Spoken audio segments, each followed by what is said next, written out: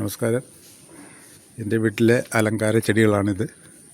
കണ്ടല്ലോ, വെണ്ട, ചുവന്ന വെണ്ട. ഇതാണ് സുന്ദരിച്ചീര. സുന്ദരിച്ചീര നിങ്ങൾക്ക് അലങ്കാര ചെടിയായിട്ട് എല്ലാവർക്കും വളർത്താവുന്നതാണ്. നല്ല ചന്തമുള്ള ചീരയാണ്. അത് മാത്രമല്ല ഭക്ഷ്യയോഗ്യമാണ്. മറ്റ് ചീരകൾക്കൊപ്പമോ ഇത് പ്രത്യേകമായിട്ടോ കറി വെച്ചോ തോരൻ വെച്ചോ എല്ലാം കഴിക്കാവുന്നതാണ്. അപ്പം ഈ അലങ്കാര ചെടികളിൽ ഇത് ഉൾപ്പെടുത്താൻ ശ്രമിക്കുക. ബാക്കി നിങ്ങൾക്ക് താല്പര്യമുണ്ടെങ്കിൽ ഇതൊക്കെ ചെയ്യുക. ഇത് എൻ്റെ മതിലിൻ്റെ മേളിലാണ് വെച്ചിരിക്കുന്നത്. ഇതിൽ മതിലിൻ്റെ മേളിൽ വെച്ചുള്ളൊരു ഗുണം കൂടുതൽ സൂര്യപ്രകാശം കിട്ടും. നമുക്ക് വളപ്രയോഗം വെള്ളമൊഴിക്കാനൊക്കെ കുനിഞ്ഞ് നിവർന്ന് വരണ്ട. ഇത് എളുപ്പമാണ്. അപ്പോൾ നിങ്ങളിതൊന്ന് ശ്രമിച്ച് നോക്കുക. ഇത് പച്ചമുളക്, പിന്നെ മുളക്, ഇത് കാന്താരി മുളക്, പിന്നെ ഇത് വഴുതന കണ്ടല്ലോ.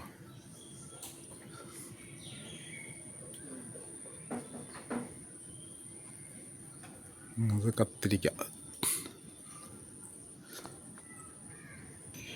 പിന്നെ ബ്ലാക്ക് കാറ്റ്. ഒന്ന് ബ്ലാക്ക് ആൻഡ് വൈറ്റ്. രണ്ടും ഞാൻ വീഡിയോ എടുക്കുമ്പോൾ കൂടെ വരും കേട്ടോ. എന്നെ ശല്യപ്പെടുത്താറൊന്നുമില്ല. അത് കണ്ടുകൊണ്ടിരിക്കാൻ അതിനൊരു രസമാണെന്ന് തോന്നുന്നു.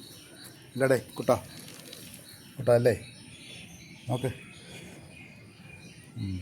കാര്യം എന്താണെന്ന് പിടി കിട്ടിയില്ല. കുഴപ്പമില്ല, ഇവരൊക്കെ സന്തോഷത്തോടെ കഴിയട്ടെ നമ്മളെ കാമ്പൗണ്ടിൽ.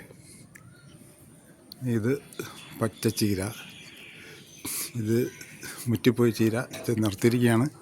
നന്നായി ഇത് ഉണങ്ങിയിട്ട് വിത്തെടുക്കണം. ഇത് നല്ല ഗുണമുള്ള ഒരു ചീരയാണ്. അതുകൊണ്ടാണ് വിത്തിന് വേണ്ടി നിർത്തിയിരിക്കുന്നത്.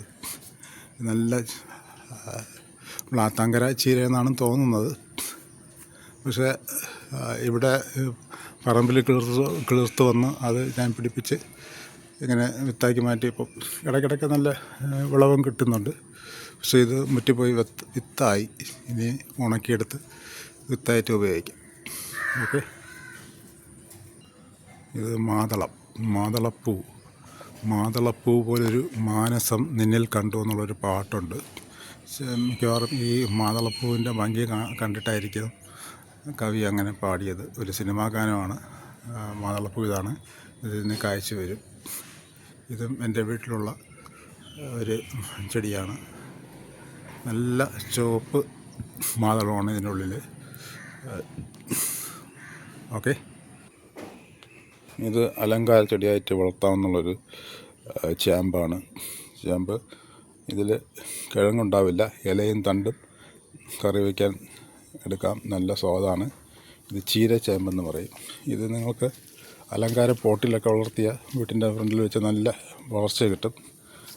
നിങ്ങൾക്ക് തണ്ടെടുത്ത് തോരൻ വയ്ക്കാം, പുളിശ്ശേരി വയ്ക്കാം, അങ്ങനെ അവിയൽ വയ്ക്കാം.